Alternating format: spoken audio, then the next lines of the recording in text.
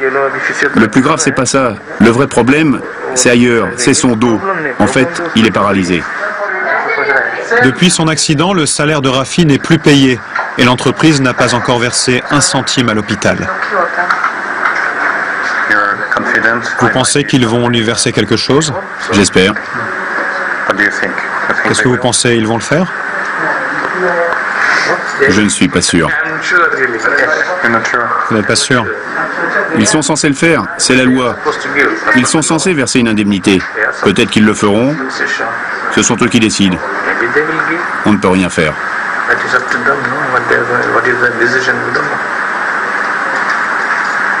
Rafi le sait, il n'a pas grand-chose à attendre de la justice de Dubaï et pas beaucoup plus de son ambassade dans l'Émirat.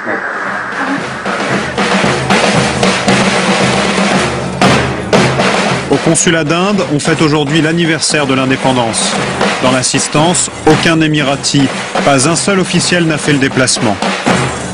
Même si à Dubaï, 4 habitants sur 10 sont indiens, le consul d'Inde a très peu de poids sur la politique locale. Il n'a pas intérêt à contrarier les émirs. Les visas qu'il délivre aux Indiens permettent à son pays de se débarrasser de centaines de milliers de chômeurs et de faire rentrer des devises en Inde. Que peut-il faire pour ses ressortissants, à part avouer son impuissance? Le problème, ce n'est pas le contrat de travail, c'est le respect du contrat par les entreprises. Tiennent-elles leurs promesses? C'est ça la question. Et là, avec nos contraintes au consulat, malgré nos effectifs limités, on essaie de contrôler. De toute évidence, notre contrôle n'est pas 100% efficace, parce que vous le voyez bien à Dubaï, il y a tellement d'entreprises de construction et de camps de travail à surveiller. Hors caméra, le consul nous montrera un document confidentiel. Il recense le nombre de morts au travail à Dubaï. Le bilan est effrayant. Chaque jour, 2 Asiatiques meurent sur les chantiers de cette ville. Là aussi, silence total des autorités. Un autre chiffre nous a frappé, le nombre de suicides d'ouvriers, 1 tous les 4 jours, officiellement recensé par le consulat. La presse locale, contrôlée par l'État, évoque peu ce phénomène. Un seul cas a été rendu public en décembre. Un Indien de 24 ans s'était pendu au ventilateur de sa chambre. C'est Prerna Suri, une jeune journaliste indienne qui avait révélé l'affaire. Elle est chargée des reportages sur la communauté indienne pour un journal de Dubaï. Ici, c'est difficile d'obtenir des informations. Les autorités ne nous aident pas, la police non plus. Les entreprises refusent de communiquer. Nos seules sources sont les amis et la famille des ouvriers. Ce matin, elle a appris qu'un Népalais de 21 ans s'est donné la mort dans son camp. L'entreprise affirme que l'ouvrier s'est suicidé parce qu'il était alcoolique et criblé de dettes de jeu. Prerna n'est pas convaincue par le portrait dressé par l'employeur. Elle va tenter de rencontrer les amis du jeune homme. Là aussi, il faut profiter de l'heure de sieste quotidienne du gardien pour enquêter. Il peut appeler l'entreprise qui appellera la police. Et ils nous diront « Qu'est-ce que vous faites ici? Vous n'avez rien à faire là. » Et si on leur dit qu'on cherche des informations sur un gars qui vivait ici, ils nous diront « C'est pas vos affaires, ne vous mêlez pas de ça. » À l'étage, elle retrouve celui qui l'a informé du suicide. Un collègue du jeune Népalais, arrivé en même temps que lui à Dubaï il y a 2 ans. Tu es allé à l'hôpital? Oui. On a emmené le corps à la morgue. On était 3 collègues. C'est pas trop dur? C'est très dur. On va aller voir sa chambre. Essayez, mais ses amis sont en train de dormir. Ils ont travaillé toute la nuit. Sunil, c'est le nom de la victime, s'est pendu dans sa chambre, au bout du couloir. Ses copains ont rassemblé ses affaires, les bagages sont là. Demain, ils seront envoyés au Népal avec le cercueil.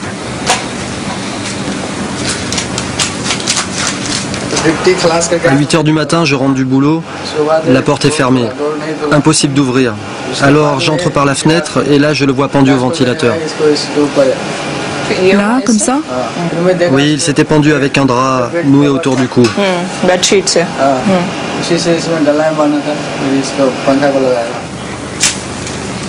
Sunir partageait sa chambre avec 2 copains du village.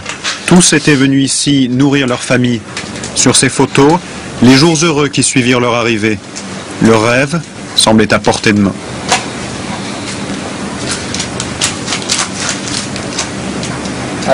Aujourd'hui, c'est son premier anniversaire de mariage.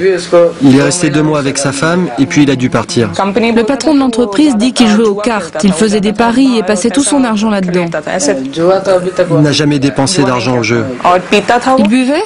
Un peu comme tous. Souvent, tous les soirs? Non, non, pas souvent. Sunil devait rentrer au Népal 2 jours avant son suicide. S'il a craqué, ce n'est pas parce qu'il était alcoolique, mais parce qu'il ne gagnait pas assez d'argent pour sa famille. Il avait honte. C'est ce que Prerna va découvrir en téléphonant au village du jeune Népalais. Au bout du fil, son meilleur ami. Vous savez quand le corps doit arriver au village? Il doit arriver ce soir vers 11h. Les parents de Sunil ont hypothéqué la ferme familiale pour payer son visa. Le jeune homme savait qu'il ne rentrerait jamais avec assez d'économies pour rembourser la dette. Vous savez pourquoi il s'est suicidé? Il ne supportait plus la pression là-bas. Il voulait rentrer au Népal, il l'avait dit à sa mère, mais ses parents se sont tellement endettés pour qu'il parte, il était coincé là-bas. Ils avaient payé le visa à un passeur? Oui, 100 000 roupies. 2 000 €, 1 an de salaire à rembourser au passeur. Maintenant qu'il est mort, comment vont-ils payer? Ils vont vendre leur terre? Ça ne suffira pas, leur terre est trop petite. Une fois ici, il était coincé, on dirait. Oui, c'est ce que je leur dis à tous. Dubaï est une prison dorée. Une fois ici, tu es coincé. On te promet tellement de rêves. Ce n'est qu'une fois à Dubaï que tu réalises ce que c'est. Le piège se referme vite. À Dubaï, les employeurs confisquent systématiquement les passeports des ouvriers. Impossible de changer d'entreprise ou de rentrer au pays sans accord de son patron. Sans passeport, l'ouvrier n'a aucun recours, il est prisonnier de son contrat.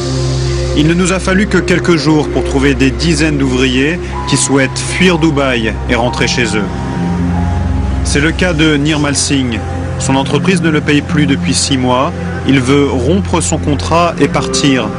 Il supplie son employeur de le laisser rentrer en Inde, en vain.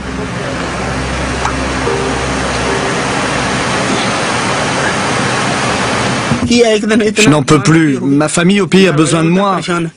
Vous voyez là-bas le grand arbre? J'ai déjà préparé la corde, une planche et voilà, je vais me pendre. Personne ne m'écoute. Cela fait 6 mois que je veux rentrer, même sans mon salaire.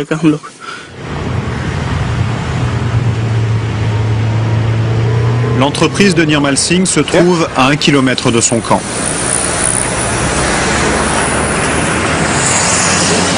Elle appartient à un Émirati, mais elle est dirigée par une famille indienne.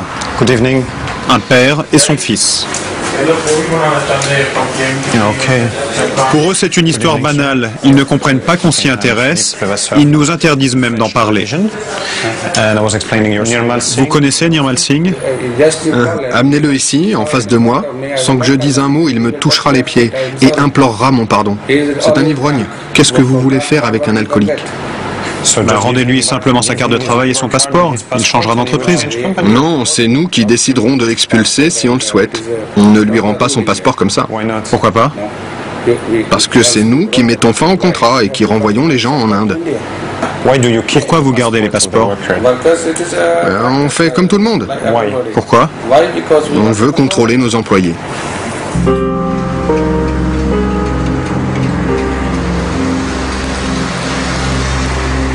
Tout est prévu pour éviter qu'un jour, les centaines de milliers d'ouvriers de Dubaï se rebellent. Privés de passeport, ils sont aussi interdits de grève. Les syndicats sont illégaux, aucune mobilisation n'est possible.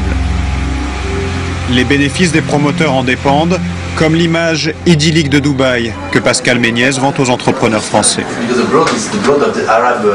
Après notre survol de Dubaï en hélicoptère, nous le retrouvons à son bureau, le siège de la DTCM, l'organisme chargé de la promotion de Dubaï à l'étranger. À ses côtés, son chef de mission émirati. Pourquoi les ouvriers n'ont-ils pas le droit de grève? Chaque pays a ses particularités. Ici, ça marche très bien comme ça. Vous savez, on n'a pas ce genre de soucis parce que, en fait, ils sont contents. Ils sont contents de ce qu'ils ont. Donc ils n'ont pas besoin de syndicats? On n'a pas ce genre d'organisation officielle. Je ne dis pas qu'ils n'en ont pas besoin, mais de toute façon, ce n'est pas autorisé. Pourquoi pas? Bonne question. Vous pouvez m'aider? Non, pourquoi il n'y a pas de syndicat, pas de droit de grève ici? C'est une des raisons du succès de Dubaï, c'est que vous êtes dans un marché extrêmement libéral. À Dubaï, pour le meilleur et pour le pire. Absolument. C'est l'ultralibéralisme, c'est-à-dire qu'on a toutes les conditions pour réussir, mais à condition de ne pas, je dirais, on ne rentre pas à la sécurité sociale quand on rentre à Dubaï. Dans cette immense foire aux ouvriers, nous avons pu, après 3 semaines d'enquête, établir un barème. Un Indien vaut 180 € par mois, un Bengali 150, un Népalais 100 €. Mais les plus prisés en ce moment à Dubaï, ce sont les travailleurs chinois. Depuis quelques mois, les autorités locales leur délivrent très facilement des visas pour limiter le poids des Indiens dans le pays.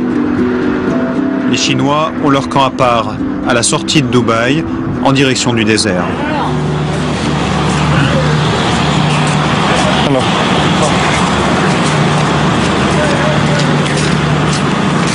Nous pensions avoir tout vu, nous avons découvert pire que les camps indiens ou népalais.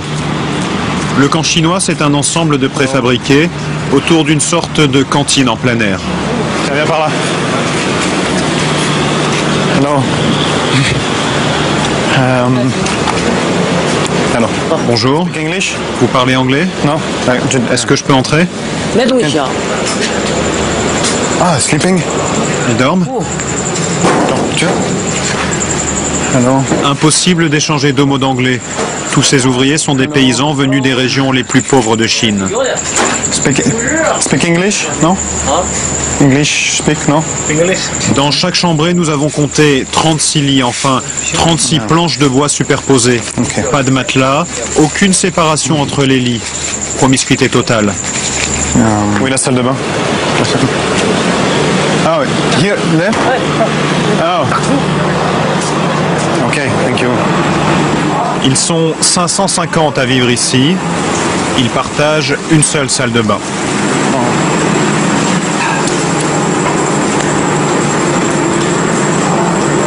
Elle est brûlante, ouais. C'est des douches collectives? Alors.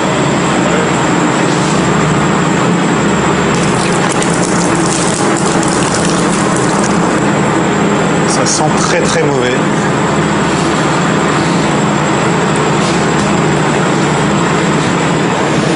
You speak English? Bonjour, vous parlez anglais? Hello.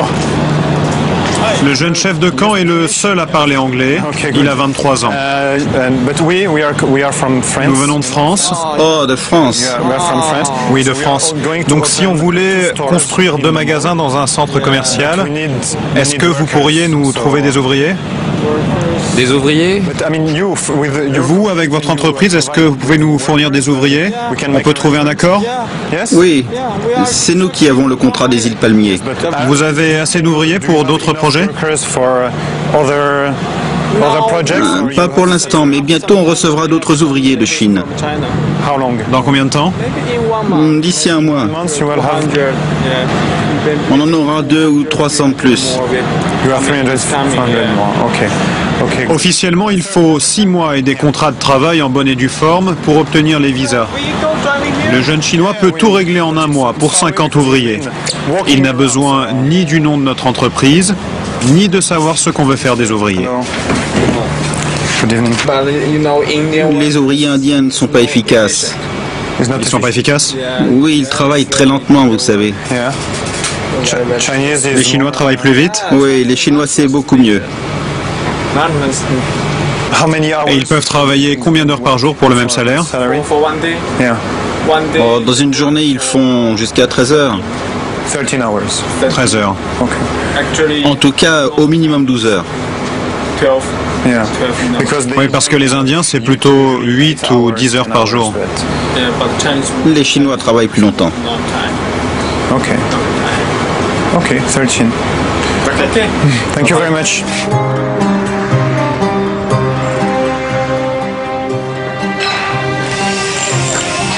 Depuis notre départ, il y a 15 jours, il y a eu 3 nouveaux suicides d'ouvriers dans des camps de l'Émirat et une vingtaine d'accidents mortels sur les chantiers. Pas de quoi faire trembler l'Eldorado. Dans le même temps, 200 ouvriers prêts à prendre la relève sont arrivés à Dubaï.